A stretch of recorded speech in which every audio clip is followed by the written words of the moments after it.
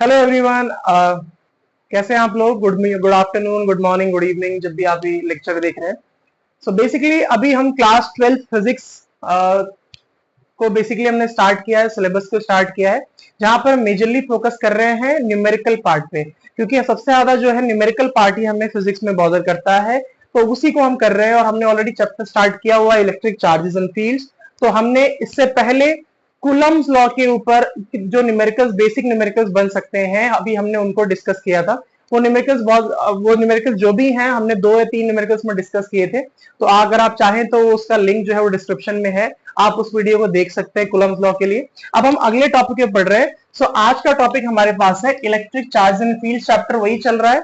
आज हम डिस्कस करेंगे क्या होता है इलेक्ट्रिक फील्ड। ओके, क्या होता है इलेक्ट्रिक फील्ड और कितना होता है electric field due to a point charge. ठीक है, तो बेसिकली इलेक्ट्रिक फील्ड का मतलब क्या होता है? देखो, हमने पिछले लेक्चर में पढ़ा कुलम्स लॉ में कि दो चार्जेस आपस में इंटरेक्ट करते हैं तो वो अट्रैक्टिव भी हो सकते हैं, रिपल्सिव भी हो सकते हैं। लेकिन अगर मान लो हमारे पास सिंगल चार्ज हो तो क्या इसकी कोई एग्जिस्टेंस नहीं है? अगर मान लो हमारे पास एक सिंगल चार्ज है तो क्या इसकी कोई एग्जिस्टेंस नहीं है? देखो, इसको समझने के लिए हमें ये समझना पड़ेगा कि मान लो कि मैंने यहाँ पे बीच में ना एक पर्दा लगा दिया, ठीक है, और पर्दा लगाने के बाद यहाँ पे एक और चार्ज रख दिया है, लेट अस से Q0। ये बहुत छोटा चार्ज है, इसको हम कहते हैं टेस्ट चार्ज। जब बहुत कोई छोटा चार्ज होता है उसे हम देखते हैं टेस्ट चार्ज कहते हैं।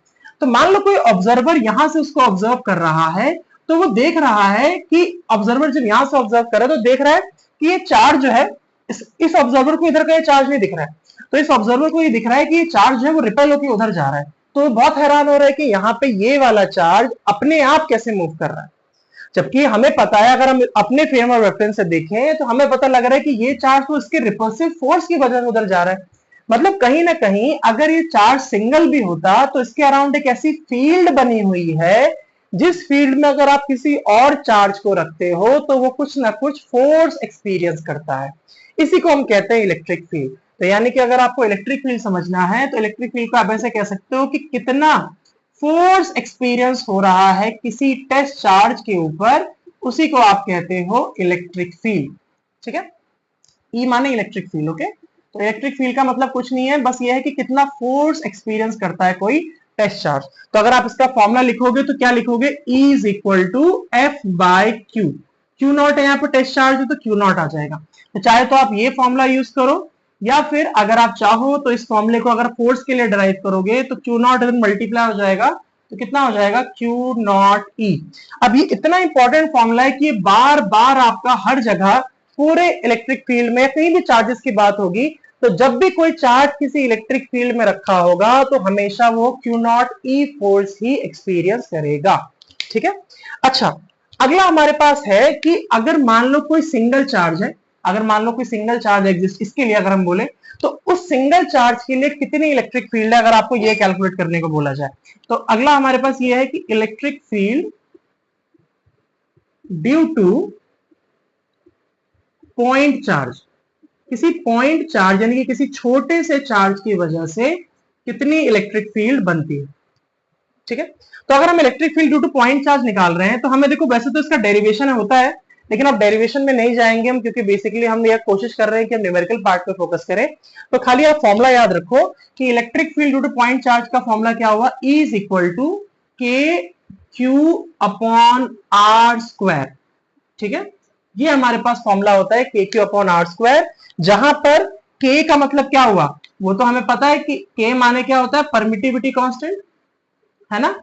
क्यू माने हुआ चार्ज और आर माने हुआ उनके बीच का डिस्टेंस। तो यानी कि आपको पता है के की जगह तो आप बहुत कुछ लिख सकते हो। अगर आप एयर की बात कर रहे हो तो इसकी जगह 1/4πε0 आएगा, जिसकी वैल्यू होती है 9 × 10⁹ न्यूटन मीटर स्क्वायर पर कूलम स्क्वायर। और चार्ज क्यू मतलब क्या हो गया? चार्ज। अब चार्ज कुछ भी हो सकता है। और आर मतलब क्या हुआ? डिस्टेंस। किसका डिस्टेंस? उस पॉइंट का डिस्टेंस जहां पे इलेक्ट्रिक फील्ड निकालनी है ना। और जहां पे चार्ज रखा है वहां से लेकर, फॉर एग्जाम्पल अगर मैं इसी वाले को मॉडिफाई करूं तो मान लो कि मैं जो बोल रहे हैं कि इस पॉइंट पर, इस पी पॉइंट पर इलेक्ट्रिक फील्ड चाहिए, तो पी पॉइंट तक का डिस्टेंस हो गया आर। ठीक है, तो इस चार्ज की वजह से इलेक्ट्रिक फील्ड बन रही है, पी पॉइंट पर इलेक्ट्रिक फील्ड कैलकुलेट करनी है, तो क्यू चार्ज से पी पॉइंट तक का डिस्टेंस हो गया आर, है ना। तो इसको आप लिख सकते हैं डिस्टेंस फ्रॉम द चार्ज, ठीक है। जहां से आप देख रहे हो कि जहां से चार्ज से आप इलेक्ट्रिक फील्ड कैलकुलेट करना चाह रहे हो, उससे जिस पॉइंट पे इलेक्ट्रिक फील्ड कैलकुलेट करना चाह रहे हो वहां तक का डिस्टेंस आपका हो गया आर। ओके, तो ये फॉर्मूले हम आगे यूज करने वाले हैं न्यूमेरिकल्स में। अच्छा, कुछ और बातें हैं जो हमें यहाँ पे पता होनी चाहिए पहले, इससे पहले कि हम न्यूमेरिकल स्टार्ट करें, और वो ये है कि इलेक्ट्रिक फील्ड जो है वो पॉजिटिव और नेगेटिव चार्जेस के लिए उसका कुछ डायरेक्शन होता है। क्योंकि इलेक्ट्रिक फील्ड एक वेक्टर क्वांटिटी होती है, तो हमें ये कहना चाहिए कि अगर मान लो हमारे पास कभी भी कोई पॉजिटिव चार्ज है या अगर हमारे पास कोई नेगेटिव चार्ज है, तो पॉजिटिव चार्ज के लिए हमेशा जो इलेक्ट्रिक फील्ड लाइंस हैं या फिर नेगेटिव चार्ज के लिए जो इलेक्ट्रिक फील्ड लाइंस हैं उनका अपना एक डायरेक्शन होता है। जैसे कि पॉजिटिव चार्जेस के लिए इलेक्ट्रिक फील्ड लाइंस हमेशा अवे होती है, उससे दूर जाती है, अवे इलेक्ट्रिक फील्ड होती है, ठीक है। और नेगेटिव चार्जेस के लिए हमेशा टुवर्ड्स नेगेटिव फील्ड होती है, मतलब उसकी तरफ आने वाली नेगेटिव फील्ड। इस बात का हमें ध्यान रखना है। अगर हम इतनी बातों का ध्यान रख पाए तो हम किसी भी न्यूमेरिकल को सॉल्व कर पाएंगे, ठीक है। चलो, तो हम इसमें न्यूमेरिकल करना स्टार्ट करते हैं।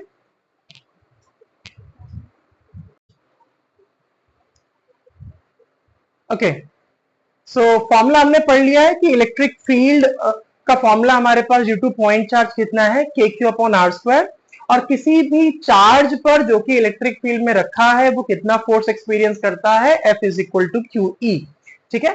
तो उसी के बेसिस पे हमने एक न्यूमेरिकल यहाँ पे लिया है और देखते हैं इस न्यूमेरिकल को हम कैसे सॉल्व कर सकते हैं। ओके, तो देखो, सबसे पहले देखो, कभी भी हमें क्वेश्चन करने की अप्रोच क्या होनी चाहिए कि जो जो चीजें हमें पता है पहले हमें उसको पकड़ना चाहिए। देखो, जैसे कि हम देख रहे हैं, हाईलाइट करना चाहिए उसको, तो हमें बोल रहे हैं charges of plus 1.2 into 10 to the power minus 8 coulomb and minus 1.8 into 10 to the power minus 8 coulomb minus 1.6 and 10 to the power minus 8 coulomb are placed at 2 points A and B respectively distant 5 centimeter from each other। मतलब कौन, A और B एक दूसरे से 5 centimetre दूर रखे।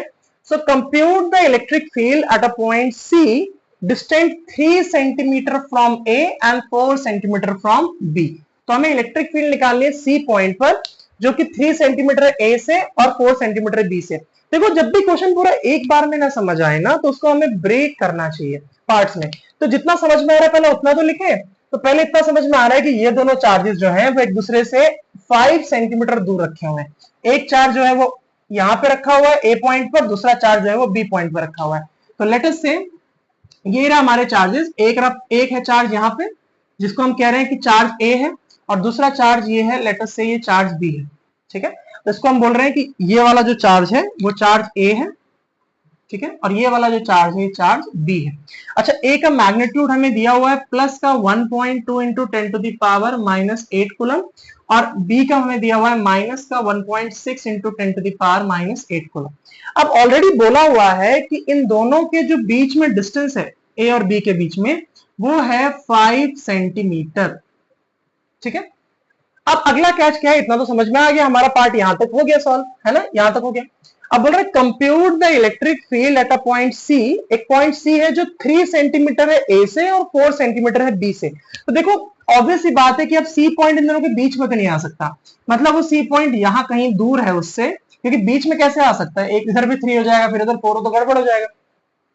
अब देखो, सी बोला है कि सी पॉइंट 3 सेंटीमीटर फ्रॉम ए, तो ए से लेकर यहां सी पॉइंट का जो डिस्टेंस है वो 3 सेंटीमीटर है, और सी पॉइंट का बी पॉइंट से डिस्टेंस 4 सेंटीमीटर जी। तो ये वाला डिस्टेंस हो गया 4 सेंटीमीटर, ठीक है, ये डिस्टेंस हो गया हमारे पास 4 सेंटीमीटर।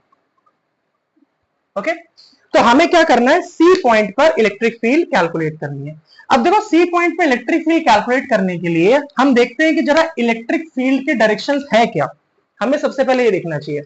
देखो, अब ऑब्वियसली दिख रहा है यहाँ पे कि सी पॉइंट जो है वो ये है सी पॉइंट, ओके। यहाँ पे हमें इलेक्ट्रिक फील्ड कैलकुलेट करनी है।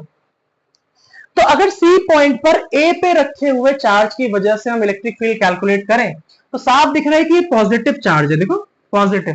तो पॉजिटिव चार्ज के लिए तो इलेक्ट्रिक फील्ड का डायरेक्शन कैसा होता है, अवे होता है ये, ये डायरेक्शन होगा ना इलेक्ट्रिक फील्ड का। तो हम इसको ऐसे लिख सकते हैं क्या, देखो यहाँ ए चार्ज की वजह से सी पॉइंट पर कितनी इलेक्ट्रिक फील्ड बनी है, तो इसको ऐसे लिख सकते हैं electric field at C due to A. ठीक है, और अगर हम यहीं पे देखें कि बी चार्ज जो है वो नेगेटिव चार्ज है, और हम पीछे हमने डिस्कस किया कि नेगेटिव चार्ज के लिए टुवर्ड्स इलेक्ट्रिक फील्ड बनती है, तो ये हमने बनाया देखो टुवर्ड्स इलेक्ट्रिक फील्ड। तो इसके लिए इलेक्ट्रिक फील्ड का डायरेक्शन क्या है, टुवर्ड्स ये। तो यहाँ पे उसको ऐसा नाम दे सकते हैं क्या कि electric field on C due to B. अब देखो एक चीज होती है जिसे हम कहते हैं प्रिंसिपल ऑफ सुपरपोजिशन। अच्छा, प्रिंसिपल ऑफ सुपरपोजिशन क्या कहता है, थोड़ा शॉर्ट में बता देता हूं। प्रिंसिपल ऑफ सुपरपोजिशन कहता है कि अगर किसी एक ही पॉइंट पर बहुत सारे इलेक्ट्रिक फील्ड्स हैं, तो अगर आपको electric field net electric field निकालनी है तो बाकी सारे इलेक्ट्रिक फील्ड्स का वेक्टर सम करना पड़ेगा। ठीक है, वैसे डिटेल में तो प्रिंसिपल ऑफ सुपरपोजिशन अलग होता है, वहां कहते हैं कि the net field on any charge is equal to sum of all the charges placed in its vicinity. मतलब किसी एक चार्ज पर अगर आपको इलेक्ट्रिक फील्ड निकालनी है तो उसके आस पड़ोस में रखे हुए सारे चार्जेस की बनने वाली इलेक्ट्रिक फील्ड का वेक्टर सम करना पड़ता है।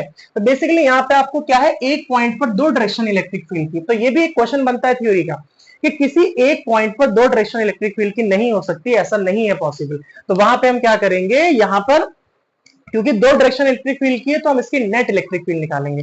तो चलो नेट इलेक्ट्रिक फील्ड तो बाद में निकालेंगे, पहले दोनों इलेक्ट्रिक फील्ड्स का मैग्नीट्यूड तो कैलकुलेट कर लें, है ना। तो पहले हम ये कैलकुलेट करते हैं कि E on C due to A का मैग्नीट्यूड कितना है। तो आपको फॉर्मूला क्या है electric field due to point charge का, KQ अपॉन R स्क्वायर, है ना। तो यहाँ पर जो इलेक्ट्रिक फील्ड बन रही है वो इस वाले चार्ज की वजह से बन रही है, मतलब चार्ज एट A की वजह से, है ना। यहाँ पे जो इलेक्ट्रिक फील्ड बन रही है वो A चार्ज की वजह से बन रही है। तो हम यहाँ कह सकते हैं कि चार्ज एट A, और यहाँ डिस्टेंस जो है वो आप ये वाला लोगे, यानी कि distance between A and C। ठीक है, अब आप उसे कैलकुलेट करो, तो वैल्यू रखेंगे तो हमें पता है K की वैल्यू होती है 9 into 10 to the power 9 into charge at A कितना हुआ 1.2 into 10 to the power -8। Again इसमें प्लस माइनस कंसिडर नहीं करते हैं क्योंकि वो तो सिर्फ डायरेक्शन बताने के काम आ रहा है। और आर AC के बीच का डिस्टेंस कितना है 3 सेंटीमीटर, तो उसको मीटर में कन्वर्ट करेंगे तो 10 टू द पावर -2 का स्क्वायर हो गया। अब अगर आप इसे सिंप्लीफाई करोगे तो देखो कितना होगा, थोड़ा शॉर्टकट मारते हैं कि 3 का स्क्वायर 9 हो रहा है ना। अब 3 का स्क्वायर 9 मतलब 9 से 9 कैंसिल हो गया, और 10 टू द पावर -2 है, 10 टू द पावर -2 का स्क्वायर कर देंगे तो 10 टू द पावर -4 होगा। तो -4 पावर से यहाँ -4 पावर कैंसिल होगी, मतलब यहाँ पे अभी कितनी पावर बची है, -4 बची है। 4 पावर से 4 पावर कैंसिल हो गए, -4 बचा। अब देखो यहाँ भी अगर आप कैंसिल करो तो -4 पावर से यहाँ 9 में से 4 पावर कैंसिल हो गई, मतलब यहाँ पे कितनी पावर बची, यहाँ पे बची 5 पावर। तो फाइनली हमारे पास जो आंसर बच रहा है वो क्या बच रहा है, electric field on A due to C, on C due to A की बात है, ठीक है। Electric field on C due to A कितना बच रहा है 1.2 into 10 to the power 5 newton पर कूलम। ये ऐसा यूनिट होती है इलेक्ट्रिक फील्ड की। सिमिलरली अब हम दूसरी इलेक्ट्रिक फील्ड अगर कैलकुलेट करें, electric field on C due to B, तो C ड्यू टू B का अगर हम इलेक्ट्रिक फील्ड कैलकुलेट करें तो फॉर्मूला सेम ही होगा, KQ अपॉन R स्क्वायर। बस इस बार हम चार्ज कौन सा लेंगे, B पे रखा हुआ चार्ज लेंगे, तो यहाँ पे आ गया B, और डिस्टेंस कितना आएगा C और B के बीच का, तो यहाँ पे C और B के बीच का डिस्टेंस आ गया। फिर से वैल्यूज रखो, तो K की वैल्यू कितनी हुई 9 into 10 to the power 9 into charge कितना हुआ इस बार 1.6 इंटू 10 टू द पावर -8। फिर से मैंने बोला कि प्लस माइनस नहीं कंसिडर करना है, वो सिर्फ हमें डायरेक्शन बताने के काम आता है। ठीक है, तो अगर यहाँ पे आप ये वैल्यू रख दो आप सिंप्लीफाई करके, तो सिंप्लीफाई करके जो वैल्यू रखो तो कितना होगा, देखो R यहाँ पे भी डिस्टेंस रख दो तो कितना होगा 4 सेंटीमीटर, 4 मतलब 10 टू द पावर -2 का स्क्वायर। अच्छा, अब थोड़ा सा यहाँ पे सिंप्लीफिकेशन करो, मान लो यहाँ से पॉइंट रिमूव करेंगे तो यहाँ 10 आ जाएगा। अब देखो पहले जैसे थोड़ा शॉर्टकट करते हैं, तो देखो 4 का स्क्वायर 16 होगा, तो यहाँ से 16 कैंसिल हो गया। अब 10 की पावर -2 का स्क्वायर करेंगे तो 10 की पावर -4 होगी, -4 पावर से -4 पावर कैंसिल हो गई, तो मतलब -4 बच गए। ठीक है, अब यहाँ भी देखो एक 10 से एक 10 कैंसिल हो गया, मतलब 8 बच गया। अब यहाँ पे 8 में से 4 पावर कैंसिल हो गई, मतलब प्लस का 4 बच गई। बात समझ में आ रही है। तो फाइनली हमारे पास क्या बच गया 9 इंटू 10 टू द पावर 4। लेकिन देखो यहाँ 10 टू द पावर 5 है, तो मैं इसको क्या ऐसे लिख सकता हूँ 10 to the power 9 into 10 to the power 4 को अगर मैं 0.9 लिख दूं तो एक पावर शिफ्ट हो जाएगी, तो मतलब 10 to the power 9.9 10 to the power 5 newton पर कूलम। ये हमारी इसकी इलेक्ट्रिक फील्ड की वैल्यू आ गई, electric field on C due to B की। ऐसा मैंने क्यों किया कि दोनों की यूनिट अगर सेम होगी तो सॉल्व करने में थोड़ी सी आसानी होगी। अच्छा, अब देखो यहाँ प्रिंसिपल ऑफ सुपरपोजिशन लगाना है हमें।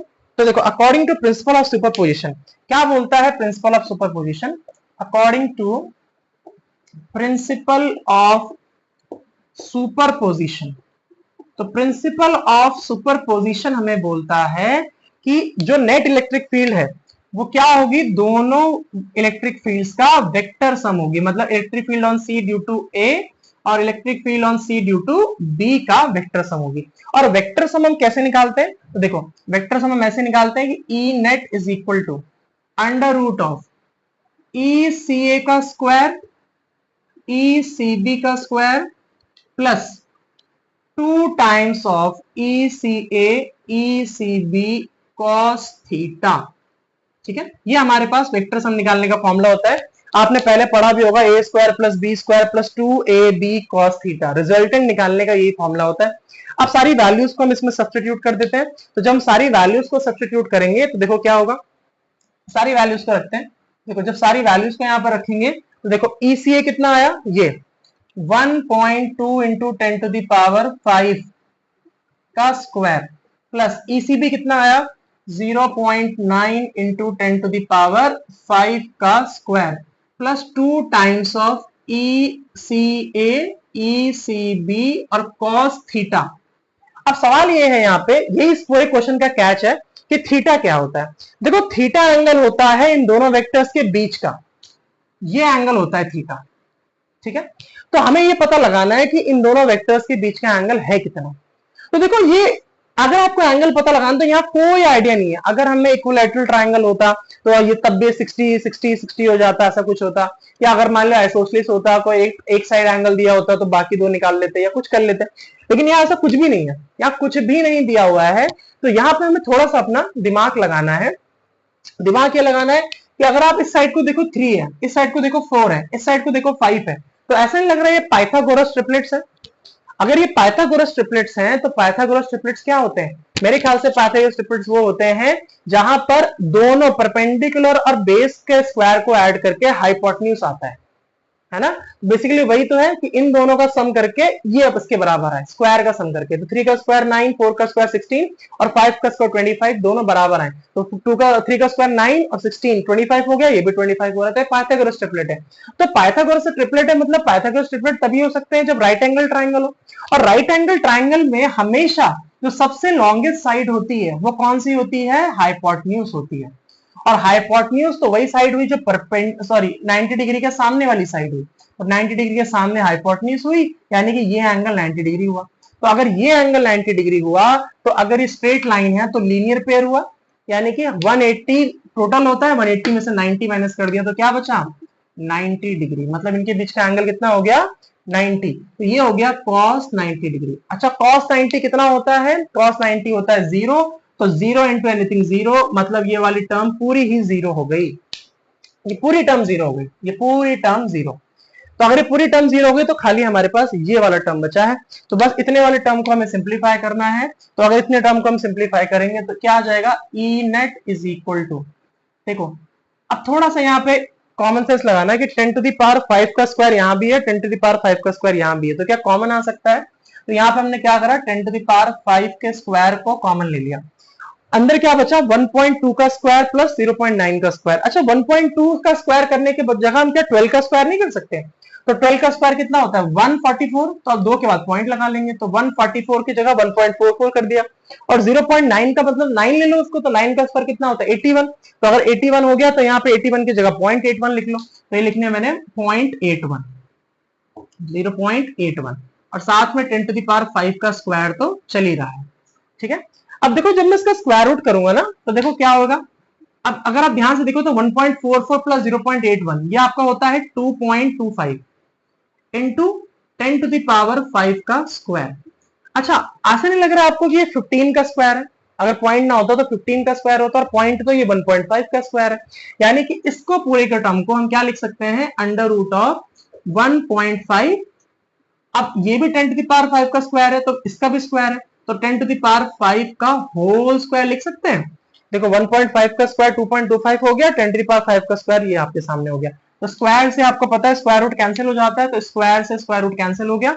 सो फाइनली हमारे पास जो इलेक्ट्रिक फील्ड बची है वो कितनी है, E net is equal to 1.5 into 10⁵ newton पर कूलम। तो ये फाइनल हमारा आंसर हो गया इलेक्ट्रिक फील्ड का। ठीक है, तो this is how we can calculate the electric field. वैसे तो इसमें कायदे से तो हमें एंगल भी निकालना चाहिए, पर स्पेस नहीं बचा यहाँ पे। वैसे तो हमें रिजल्टेंट का एंगल भी चाहिए होता है। तो चलो मैं थोड़ा सा, अब हमारे पास, मैं इस वाले पार्ट को अगर आप चाहो तो स्क्रीनशॉट ले सकते हो या नोट कर सकते हो, मैं इसका रिजल्टेंट भी निकाल देता हूँ। तो अगर आपको इसका रिजल्टेंट निकालना पड़ा तो देखो रिजल्टेंट कैसे निकलेगा, ये तो हमने सॉल्व कर दिया। अब अगर आपको इसका रिजल्टेंट निकालना है तो रिजल्टेंट का एंगल कैसे निकालते हैं, देखो ये कैलकुलेशन वाला पार्ट में रब कर रहा हूँ। अगर रिजल्टेंट निकालना हो तो रिजल्टेंट के लिए आप ऐसे कर सकते हैं कि फॉर रिजल्टेंट, या फिर ऐसे ही लिख सकते हैं कि for angle of resultant, for angle of resultant. देखो रिजल्टेंट का फॉर्मूला होता है tan alpha is equal to B sine theta upon A plus B cos theta. ठीक है, तो जरा वैल्यू रखो। तो देखो जैसे आप इसमें वैल्यू रखोगे तो ई बी मतलब नीचे से बेस से मान लेते हैं इसको, तो हम इसकी जगह क्या रख सकते हैं, हम इसकी जगह रख सकते हैं ई सी बी, और साइन थीटा, इनके बीच का थीटा कितना है 90, तो साइन 90 आ गया यहाँ पे। और यहाँ पे आ गया ए हमने ऊपर वाला माना, तो ई सी ए प्लस बी की जगह ई सी बी कॉस 90। अच्छा कॉस 90 कितना होता है, हमें पता है कॉस 90 0 होता है, ये टर्म खत्म हो गया, और साइन 90 1 होता है, तो इसकी जगह 1 आ गया। तो फाइनली क्या बचा, ई सी बी अपॉन ई सी ए। अब इनकी वैल्यू रख दें अगर हम, तो फाइनली अगर हम इसकी वैल्यू रख देंगे तो ECB की वैल्यू देखो कितनी निकाली थी हमने, यहाँ पे ये देखो ECB की वैल्यू निकाली थी 0.9 इंटू 10⁵, और ECA की वैल्यू कितनी निकाली थी 1.2 इंटू 10⁵। 10⁵ से 10⁵ कैंसिल हो गया, पॉइंट से पॉइंट हट गया, 3 3 9, 3 4 12। तो फाइनली हमारे पास tan अल्फा की वैल्यू कितनी आ गई 3/4। और आपको पता है कि tan क्या होता है, परपेंडिकुलर अपॉन बेस होता है। तो अगर कोई हम एक ऐसा ट्राइंगल बनाए जिसमें परपेंडिकुलर 3 हो और बेस 4 हो, तो आपको पता है ये भी पाइथागोरस ट्रिपलेट होते हैं, और इस ट्राइंगल को बोलते हैं 37 डिग्री का ट्राइंगल। ये बहुत फेमस ट्राइंगल है। और अगर यहाँ 4 होता है, यहाँ 3 होता और यहाँ 5 होता, तो वो कितना होता, 53 डिग्री का ट्राइंगल होता है ना। अगर मान लो यहाँ पे 4 होता है, यहाँ 3 होता है, यहाँ 5 होता, तो वो कितना होता 53 का। ये इसका कॉम्प्लीमेंट्री एंगल है। तो फाइनली हम कह सकते हैं कि यहाँ पे जो हमारे पास अल्फा की वैल्यू आई है वो कितनी आई है 53 डिग्रीज, सॉरी क्या कर रहा हूँ 37 डिग्रीज। ठीक है, तो हमारा जो फाइनल आंसर होगा वो होगा ई नेट की वैल्यू मैग्नीट्यूड वाइज इतनी, और कायदे से कॉमा एंगल जो हुआ वो हुआ 37 डिग्रीज। ये हमारा आंसर हुआ। ये क्वेश्चन बहुत ही खास क्वेश्चन है, मैंने जानबूझ के क्वेश्चन इसलिए चूज किया है क्योंकि एक ही क्वेश्चन में बहुत सारे कंसेप्ट यहाँ पर यूज हो गए। तो अगर आप इसको ध्यान से एक ही क्वेश्चन को समझ लोगे तो आप इलेक्ट्रिक फील्ड का कोई भी क्वेश्चन अटेम्प्ट कर पाओगे। ठीक है, आप इसको नोट करिए, तब तक हम नेक्स्ट क्वेश्चन की तरफ बढ़ते हैं।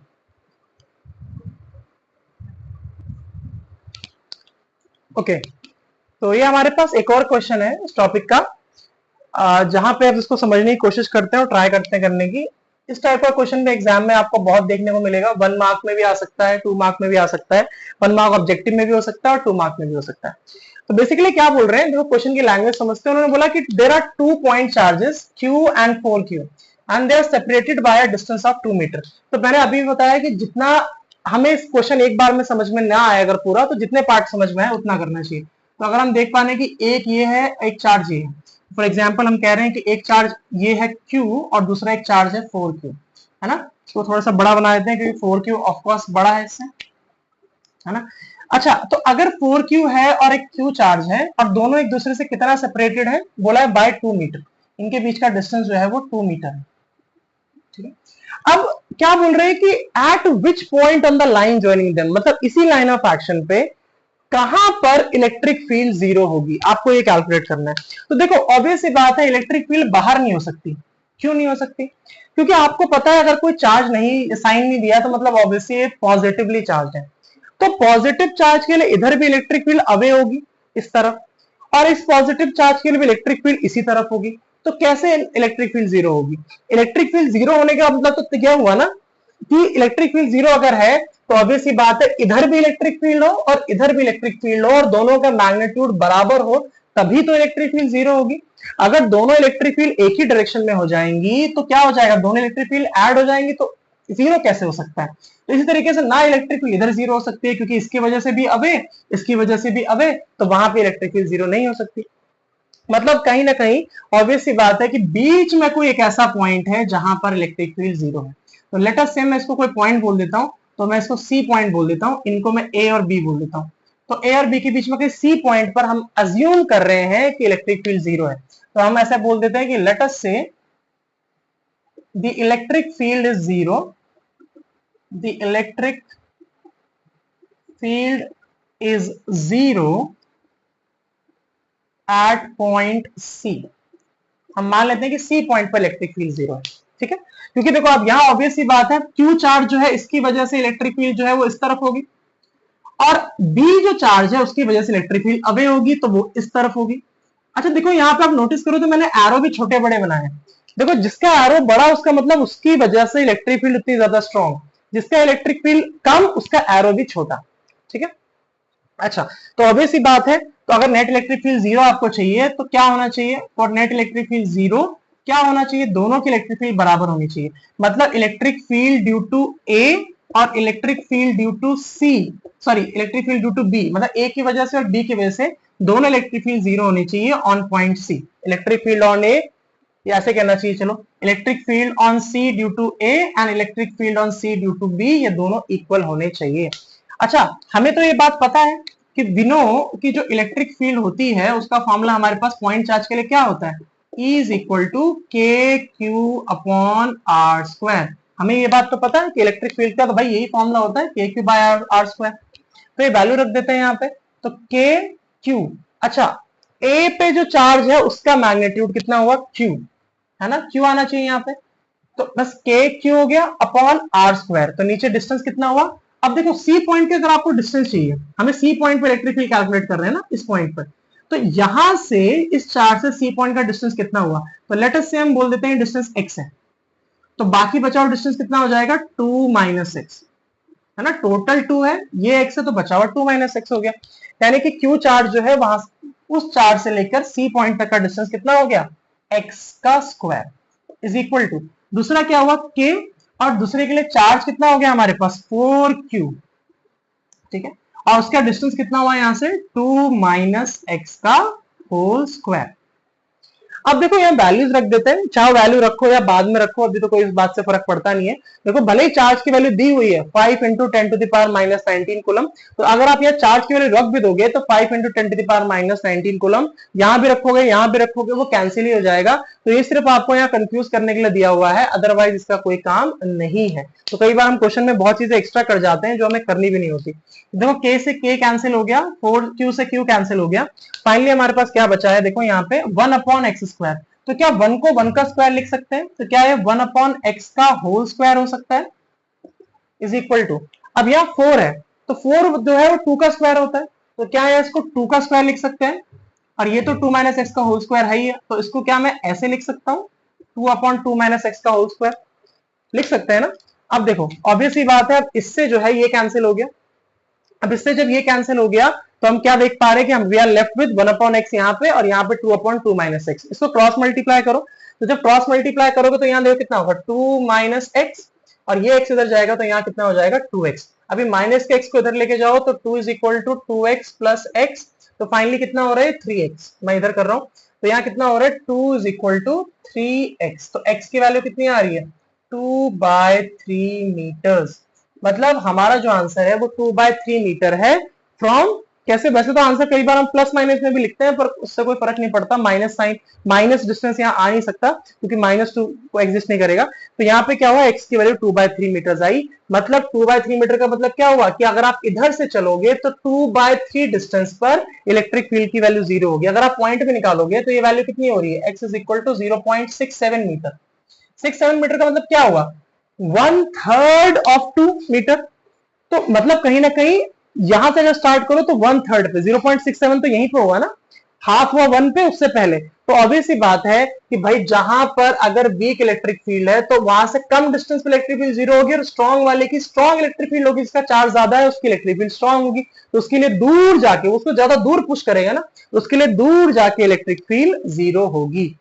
सो ये एक टाइप का क्वेश्चन है जो ये एग्जाम में बहुत आता है। ऐसा इसी टाइप का एक क्वेश्चन मैंने इससे पिछले वाले लेक्चर में, जो कुलम्स लॉ का लेक्चर था, वहां भी डिस्कस किया था। वहां भी आ सकता है, यहां भी आ सकता है। ये बहुत इंपॉर्टेंट क्वेश्चन है। अगर आप अपने बोर्ड्स के पॉइंट ऑफ व्यू से देखते हैं तो ये ऑब्जेक्टिव में भी आ सकता है या 2 मार्क के क्वेश्चन में भी आ सकता है। सो अगेन आई थिंक इस वाले लेक्चर के लिए इतना बहुत है, क्योंकि इलेक्ट्रिक फील्ड में हम इतने डिस्कस करेंगे। अगले लेक्चर में हम टॉर्क के को डिस्कस करेंगे और उसके न्यूमेरिकल्स डिस्कस करेंगे। अगर आपको उससे रिलेटेड कोई हेल्प चाहिए हो या किसी और वीडियोस पे कोई क्वेरी हो तो आप वो कमेंट कर सकते हैं, बता सकते हैं। हम कोशिश करेंगे उस पर वीडियोस बनाने की।